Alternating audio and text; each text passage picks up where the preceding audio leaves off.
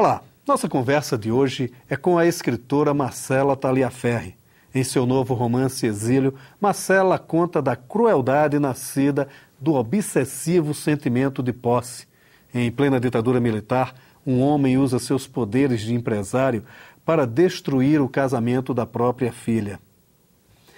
Na dica de leitura, outras formas de destruição na análise dos romances Eis o Mundo de Fora, de Adrienne Mirtz, e Professor de Ilusões, de Mônica Martinez. O Leituras começa agora, conversando com Marcela Taliaferri. Marcela, vamos falar de Exílio. Agora, o Exílio, ele trata de uma questão que é uma coisa curiosa, que é uma questão da crueldade, né? Mas a crueldade política, né? Quer dizer, como é que você trabalhou esses dois temas delicados, né? Bem difíceis, assim, porque tem a questão do personagem perverso, porque ele é perverso, e tem a questão política, né? Dele ser um alto executivo, quer dizer, ele é um dono, um empresário, né, das telecomunicações, e ele era mesmo contra o comunismo, né? Bem naquela fase também, uma fase bem bipartida mesmo, você era contra ou era a favor, não tinha meio termo, né? O personagem, na verdade, eu comecei com a ideia de uma pessoa, isso veio de uma história real, de uma pessoa que eu conheço, que ficou 20 anos internada no Pinel, até aqui no Rio de Janeiro, e fora da família, e eu comecei com essa imagem. E aí eu coloquei meu protagonista, o Vicente, que fica 15 anos no manicômio e tal. E aí, quando eu comecei, ficou assim, aquela coisa, a mulher que internou, você começa a escrever, né? Eu falei assim, nossa, tá tão maniqueísta, né? A mulher bem, ele é o mal e tal. E aí eu comecei a pensar, como é que eu vou fazer com essa pessoa que fica longe da família e tal? E aí veio a questão falei assim, gente, dá um ótimo texto para trabalhar a ditadura militar, né? Porque exatamente o exílio é uma exceção, né? Você está sempre fora do teu lugar, né? Apesar dele não ser exilado do país, né? Ele é um exilado de tudo, da vida, do afetivo e tal. E aí veio o grande personagem, que esse personagem acabou que roubou a cena, né? Que é o sogro, que né? é o sogro, que é perverso toda a vida, né? Ele é sádico, ele é masoquista, ele é tudo, né? Agora, você faz um paralelo de épocas que eu achei muito interessante no livro, que é o glamour dos anos 50, no Rio de Janeiro, né? E o terror da ditadura, né? Quer dizer, há um contraponto quase, né, entre as duas épocas, né? Exatamente como é que foi trabalhar isso? Porque assim, eu acho que eu parto sempre do personagem, né? Para mim, quem traz a história é sempre o personagem. Eu crio o personagem e tal. E a Silvia, que é a mulher do Vicente, eu sempre a vi assim como, sabe, essas mulheres ainda queriam independência, né? E os anos 50 os anos 50 aquela coisa dos anos dourados e tal, mas foi uma saída da mulher, acho que já foi um processo para chegar nos anos 60 e a mulher, né, se libertar. E a Silvia era uma mulher que ela estava na frente, né? Então, aquela Copacabana, aquela coisa toda do glamour, mas ela queria viver aquilo que o pai dela, que era uma pessoa extremamente conservadora, não podia imaginar, né? E ela encontra o Vicente, que vai dar total apoio para ela. Mas aí eu achei legal, porque eu falei assim, gente, dá para trabalhar os anos 50, que foram uns anos de liberdade, né, de consumo, o Brasil entrando em industrialização, né, o Brasil abrindo para o mundo, né, saindo daquela coisa toda latifundiária, sempre ligada à terra, e depois aí acabou a ditadura Vargas, né, você tem um panorama que abre, depois vem com o JK, né. E aí depois a gente cai na coisa da ditadura militar. E aí eu acho que realmente ficou uma coisa bem legal. E Copacabana era o grande barato na época, né? Assim, aí fui ler Antônio Maria, né? Que ele retrata muito bem o Vogue, aquela coisa das cantoras, né? E ele veio pro Rio, e aí ele vai falando de como que era Copacabana, e ela quer viver isso, ela quer ser independente, né? E também por conta desse pai que tem essa relação incestuosa, né? E ela quer se libertar disso também, né? E aquela época também acaba criando um clima de liberdade que na verdade, quer dizer, o seu livro retrata bem isso, ele tem um pouco de falsidade, porque na verdade você tem uma certa liberdade naquela camada social ali, mas por trás tem toda a carga de preconceito que está modulando essa liberdade, né? Exatamente. Quer dizer, também há esse contraditório da época que você trata no livro. Porque ela quer viver isso, mas ela é virgem, né? E aí depois descobre que ela não é, entendeu? Quer dizer, ela casa virgem, né? Quer dizer, tem essa discussão. E o pai, imagina, quer dizer, ela casa virgem não, ela transa com ele antes, mas ele é o primeiro homem da vida dela, né? E o pai quando descobre, e aquilo tudo, na década de 50 não se pensava nisso, né? Quer dizer, as mulheres viravam párias mesmo, né? E extremamente assim, aquela questão do preconceito contra o subúrbio, né? Quer dizer, aquelas ideias de família, eu lembro bem a coisa do Nelson Rodrigues, que depois década de 60 vai bem, né? Aquela coisa assim, bem, né? Esquizofrênica, né? Aquele pai de família, né? Foi muito também, tem a coisa do Nelson, porque ele é um cara que é todo conservador, ele vai por todas as regras, ele é católico, né? Ele aparece bem no livro que ele é católico, tanto é que ele não tem a consumação do ato, não tem, ele não consegue, né? Mas tem essa coisa da dualidade, é apaixonado pela filha, né? Quer dizer, então você fica com essas duas, eu acho que o Brasil é muito assim até hoje, né? A gente está sempre na frente e tem muito conservadorismo, muito preconceito, muito não ainda, né?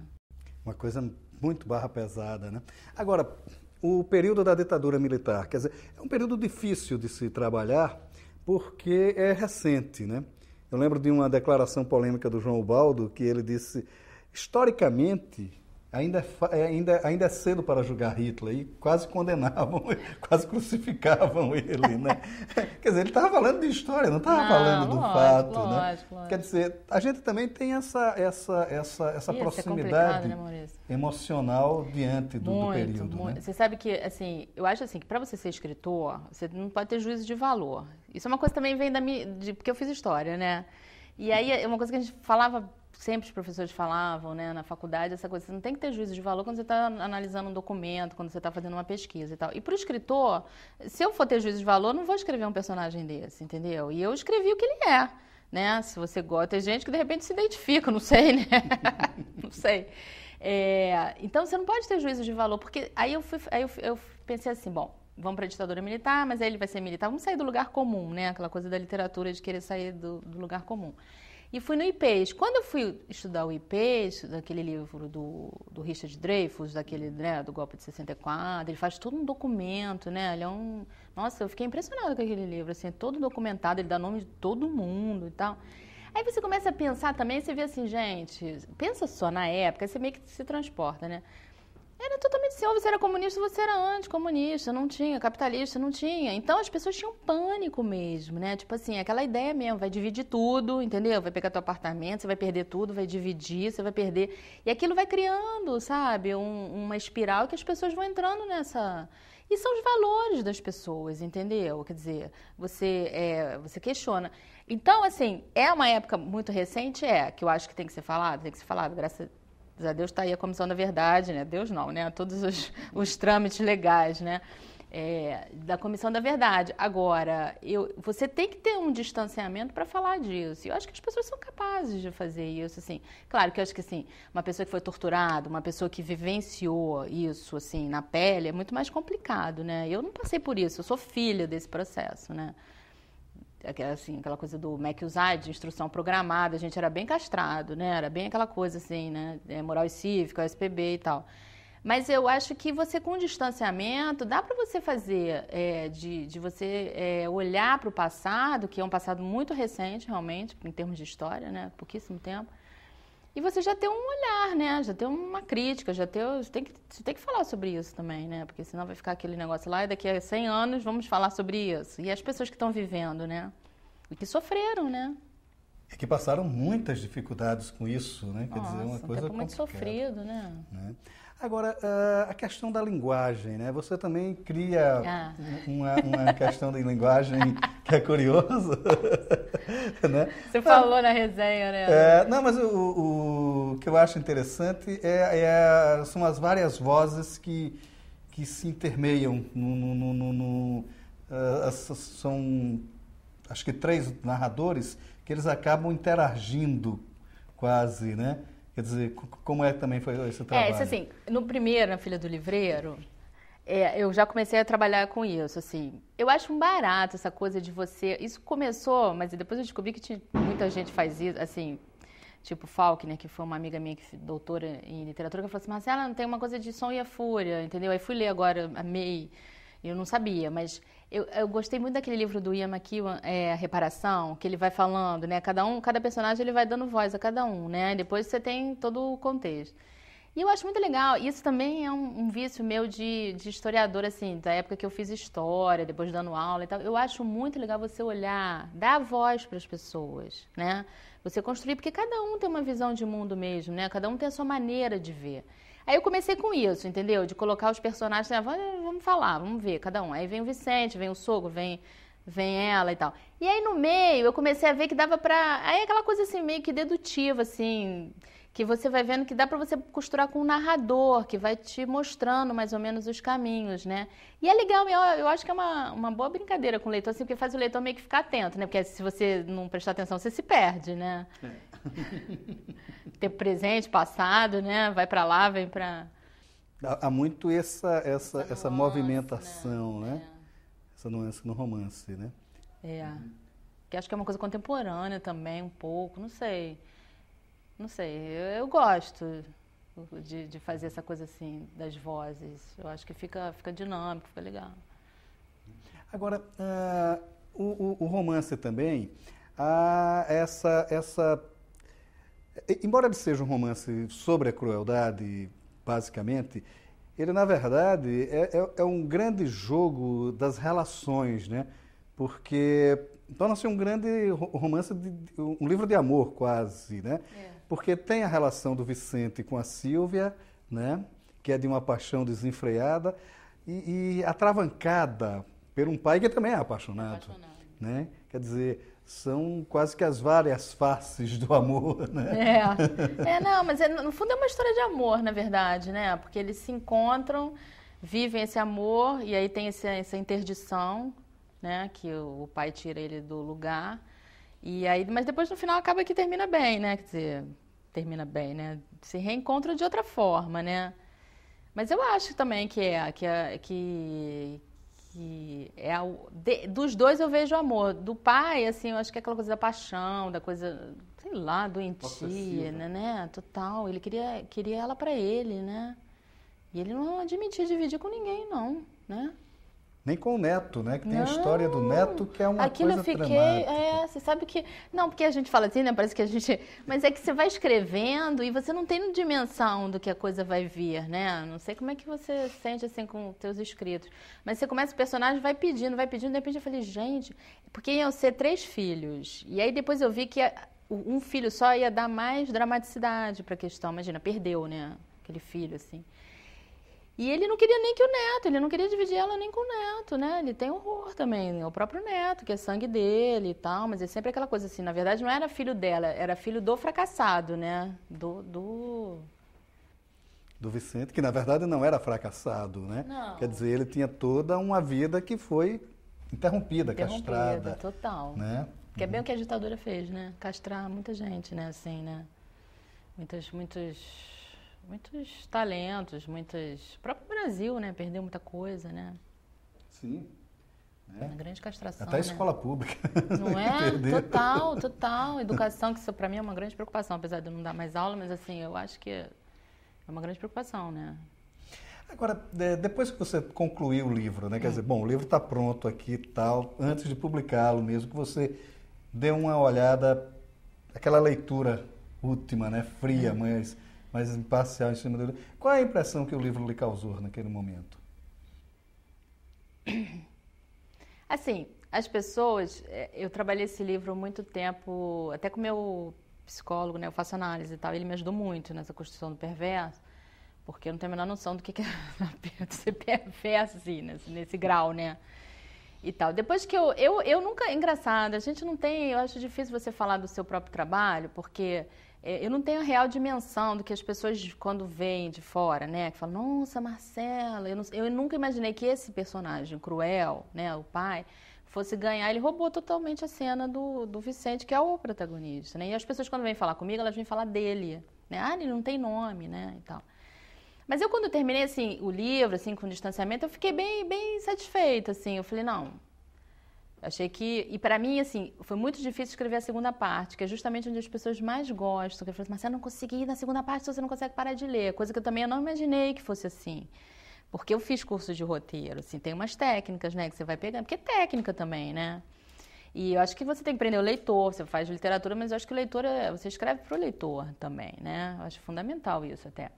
E aí eu não imaginei que fosse assim, na segunda parte as pessoas fossem ler, não consegui parar de ler, entendeu? Não pensei nisso, não. Achei que era um livro, assim, mais difícil. Achei, assim, ele perto da Filha do Livreiro. Eu achei ele muito mais bem construído, eu tive mais preocupação, né? Porque a Filha do Livreiro, as pessoas falam que no começo tem muitos personagens, as pessoas ficaram confusas e tal. Eu me preocupei com isso e tal. E a segunda parte eu tive muita dificuldade para trabalhar a coisa do encontro dos dois, né? Que eu achei que ia ser um momento bem difícil e eu posterguei bastante. Mas assim, quando terminou eu falei, não, você sente, né? Quando o texto para mim acabou aqui, entendeu? Até depois, assim, as pessoas que leram antes de eu publicar falaram que teve um amigo que falou assim, poxa, Marcela, você podia ter falado mais da segunda parte, do encontro deles, podia ter desenvolvido mais, né? Pra mim não, pra mim terminou ali, entendeu? Eu não tinha mais o que falar, eu achei que estava pronto, entendeu? Mas aí é o gosto do leitor, né? Que quer mais, né? Que quer... O leitor tem um pouco de sadismo também. Ele quer aquela crueldade. Teve gente que falou assim, eu quero... O Nelson de Oliveira, o Luiz Braz, né, falou assim pra mim, eu dei pra ele ler, depois ele escreveu até atrás, ele falou assim, não, vingança, eu quero vingança. Eu falei, nossa... Exílio 2, você vai ter que fazer. Eu fiquei um pouco assustada, assim, eu falei, nossa, eu criei um personagem assim, né, eu falei, não tinha dimensão, né, eu falei, nossa... Essa coisa é engraçada, né? A paixão também do leitor, né? E como é que está a sua carreira literária hoje, né? Quer dizer, você está produzindo, você está trabalhando, o que é que você está fazendo, o que é que você está pensando? Assim, eu já estou escrevendo o terceiro, né? Que é Ruínas, já tem um título provisório que é sobre velhice. E queria falar sobre ruínas mesmo, assim, essa questão da falta de memória da gente, né? Ou é engraçado, quando estava negócio da Comissão da Verdade, o Daniel Arão, ele colocou uma coisa que eu achei muito legal, é um professor de história lá da UF, né? E ele estava falando assim, na verdade, a gente não é que a gente não tem a memória, a gente tem uma memória seletiva, né? Quer dizer, a memória do brasileiro é seletiva, entendeu? O que interessa fica a memória, o que não interessa não fica, né? E eu achei que ele tem total razão. E aí eu queria trabalhar essa questão das ruínas do Brasil, entendeu? E aí eu já comecei a escrever, né, comparando a velhice, que é uma fase bem difícil, assim, o velho mesmo, assim, de mais de 80, 90 anos, e ele está me relembrando da história dele. E aí eu fui fazer uma pesquisa, eu descobri uma cidade, não sei se você já ouviu falar, São João Marcos, do Príncipe. Foi uma cidade que, no século XIX, ela era do Vale do Paraíba, do café. E aí, quando saiu para o Oeste Paulista, quando teve o declínio, essa cidade eles começaram a criar gado, mas era uma cidade riquíssima, tinha teatros, igreja com ouro e tal. Aí essa cidade foi tombada em 37 pelo Vargas, em 41 ele destombou e ela foi totalmente arrasada para passar uma hidrelétrica, uma represa e tal. E aí eu quero meio que recuperar a história dessa cidade com esse personagem que vem dela. Quer dizer, ele já é uma pessoa já fora do seu lugar, né? Já está em ruínas, ele já nasce num lugar em ruínas, né? E isso, terminei um livro de contos, que aí eu estou tentando concurso literário, e trabalho no Instituto Ler e Abraçar, né? Com literatura para a infância. Quer dizer, esse trabalho é de formação de leitores, né? Mas é para criança. A gente, quer dizer, eu trabalho são duas diretoras, né, a Carolina Sanches e a Rona Hanning, e a gente fez um trabalho lá na Biblioteca Parque de Manguinhos, foi o primeiro trabalho feito, assim, de mediação, né, porque você, assim, não adianta, você tem um livro, você bota brinquedo, você bota computador, e aí o livro vai ser a última coisa, você tem que ter uma mediação, né, Se não tiver uma mediação, a criança não vai para o livro, entendeu? Mas é interessante, eu não sei se é um certo otimismo de minha parte, mas eu tenho visto que há um crescimento do público leitor, ou pelo menos um interesse maior pela literatura hoje. Você sente esse ambiente ou Não, eu também sou pessoa de achar que as coisas vão sempre melhorar, né? Apesar da gente acabar de falar da educação, né? Que é o grande problema.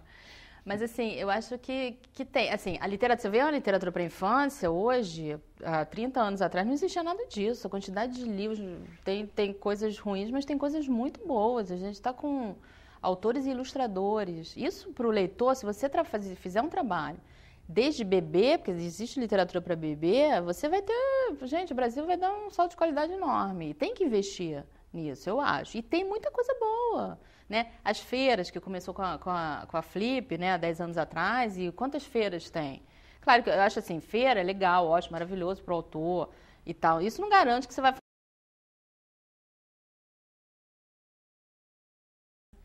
Já se fala de literatura, isso é que é importante. Isso é importante, né? Moacir Sclia dizia, onde me chamarem eu vou. Eu sou um mascate da literatura, mas ele não dizia. Mas eu acho também que tem que ser.